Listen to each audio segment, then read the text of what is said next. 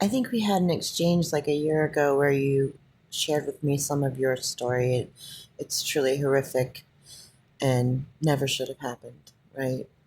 So, and I think I shared with you my story, which is that I was a tech exec in AR/VR, and I had built a platform that was heading me towards Bill Gates kind of money called Meta Objects.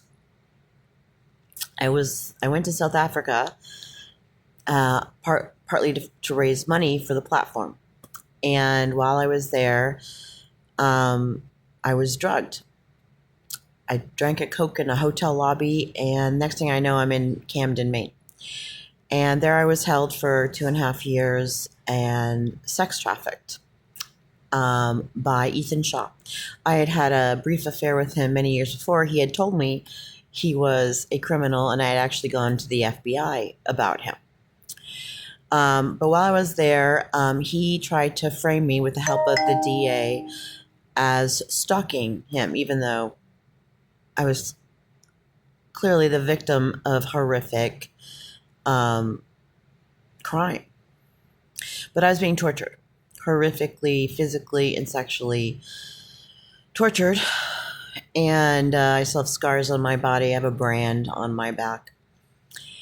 And there's a whole file in Knox County, Maine, where the DA, who was part of the trafficking ring who raped me, Christopher Neld was his name, was framing me for stalking Ethan Shaw, and the whole file is filled with illegal actions on his behalf. Now, this was back in 2016. So in 2019, with the help actually of my traffickers, one of them returned me my passport and said, run. And I don't know why. But I did run. I went to Spain. And the first thing I tried to do was kill myself because I was just obliterated. I just couldn't fathom what had happened to me. And when that failed, I desperately started calling out to law enforcement about what had happened to me, and also that there are women and girls still trapped in Camden, Maine, being tortured. And nothing happened. All over the web, you can see me. I tried to go through the channels of through the FBI tips and all. Nothing happened. So then I started calling him out publicly on Twitter.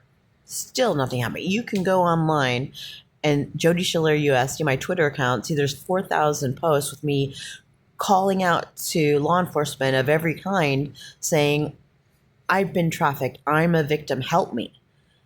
And no one has ever helped me. That was back in 2019.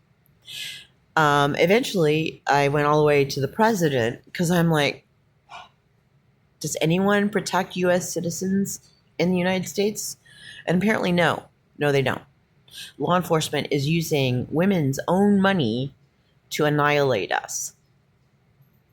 They're our employees, but they're a part of the trafficking ring, the giant trafficking ring. For example, there's a hotline that's supposedly to help victims of human trafficking, the national hotline, and I kept getting directed there, and I started investigating them because they didn't do anything to help me, and they don't do anything. It's just there to make people think that there's something people are doing about human trafficking when they're not. Like the FBI, no one follows up with the trafficking cases at the National Human Trafficking Hotline. It's just a lie. And that's just the beginning. So it's now 2025, and I write about all of this. I am in extreme danger at all times. I am now living in a tent. I've had all my money stolen from me, not to mention, my IP. I can't get to my family. I've sent hundreds of emails to my family and haven't received a response, which just wouldn't happen. I have a loving family. And it's just crazy what's happening to me. And this is the foundation of what's happening in America, right? What's happening with Trump is just a symptom of what's happening to every woman in this country. Anyway, it's so awful. It's like this ongoing nightmare. We're living in utter lawlessness. I could be killed at any point. I'm living in a tent in some stranger's backyard, and I'm worth millions of dollars. Anyway, you're wonderful. I'm so glad that we connected, and I hope this nightmare ends for me and for all of us and for you.